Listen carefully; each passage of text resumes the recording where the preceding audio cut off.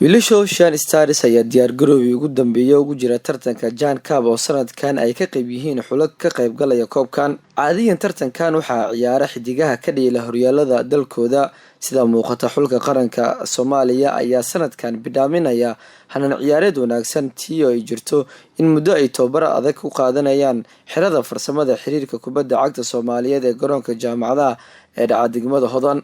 xulka qaranka Soomaaliya ayaa sanadkan waxaa kasoo muuqanaya xidigo cusub oo ay ka mid yihiin Xasan Santos, Cali Cade, kuwaasoo ku faraxsan inay matalaan xulka Ocean Stars markoodii ugu horeysay. garoonka jaamacadaha ay ku tababaranayaan xulka qaranka waxaa yimaada guddoomiyaasha kooxaha kala duwan ee ka dhigay horyaalka.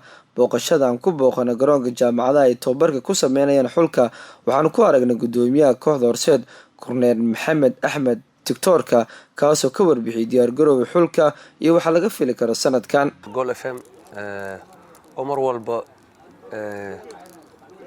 kaalin mug leh oo aad u fiican ka qaato tabinta ciyaaraha Soomaaliyeed qaybihiisa kala duwan aad u mahadsantihiin in barnaamijkan igu wareysataan. tababarka xulka qaranka sanadkan wallahi sanadkan xulka qaranka dadaal badan la geliyay. dadaalka la geliyay waxa waaye saddex qaybood oo macallin loo keenay. waxaa loo keenay macallinkii head coach ka ahaa madaxii macallimiinta. waxaa loo keenay macallin u gaar ah goolhayaasha shabaqlaalayaasha. waxaa sidoo kale loo keenay macallin jiilka kor loo soo qaaday youth-ka ama junior-ka ayagana tababaro. marka waxay ku tusaysaa in baahida kala duwanaa oo guddoomiyaasha iyo xiriirka ay isla arkeen in wax laga qabtay. dhalinyarada laftirkooda sanadkan ayagoo laftirkooda waxba ka go'an waad la socotaa kulankoodii ugu dambeeyay ee qaranka baxaan laba waji ay la dheeleen dalka Itoobiya.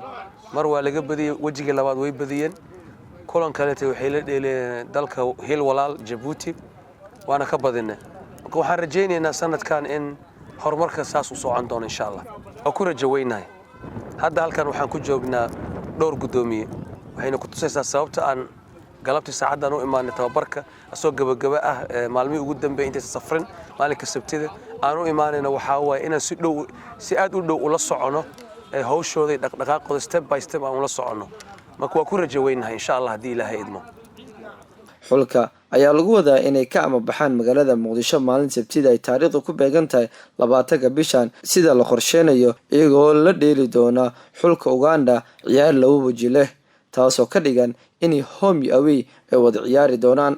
kulanka ugu horeeya ayaa lagu wadaa inuu ka dhaco wadanka Djibouti oo guri ahaan ugu ciyaarayaan xulka qaranka Soomaaliya taariikhda markay ku beegan tahay 27 bishan halka kulan kalena oo ka dhici doono wadanka Uganda taasoo ka dhigan in laba kulan ay is arki doonaan xulka Uganda iyo xulka qaranka dalkeena Soomaaliya. Cabdi Atoosh ayaa nasiib u yeeshay in mar kale uu kabtan u noqdo xulka Ocean Stars isagoo kabtan u ahaa ciyaarihii ugu dambeeyay xulkiina uu ciyaaro. xidigaha xulka qaranka ayaa sanadkan rajo wanaagsan ka qaba inay meel wanaagsan ka gaaraan sidoo kalena taariikh ay ka dhigaan tartanka Jane Cup.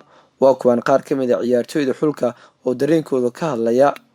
diyaargarow aad u fiican ayaa ku jirnaa insha Allah wadankayga waxaan u rajaynaynaa inaan guul u keenno. wallahi bixitaankeena sida xiriirka kubadda cagta ee Soomaaliyeed ee noo sheegeen inaan sibdigi bixin haduu Ilaahay nafta noo gaarsiiyo.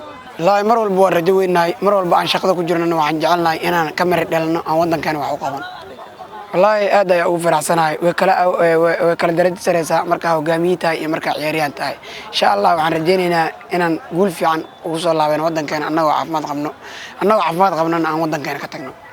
Bismillahirrahmanirrahim. waa ku dhawahay naani wallahi diyaargarow fiican ku jirnaa sida u jeedo maanta aragtay intii saddexda isbuuc la soo dhaafay anaga dhan wada xariisneen macallin Gaaneska noo wada aragtay idinka dhan aan mid fiican oo nasiiyay hadda insha Allah miraha abuurina soo gurna rajaynayna.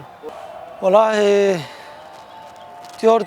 tii way tagtay hadda insha Allah guulal fi hadda ma xariijayna bas muhiimadeeda in qaranka ay guul soo gaaro hadaa dhaliyo mise qof kale dhaliyo laakiin anoo guul watina soo noqdo insha Allah.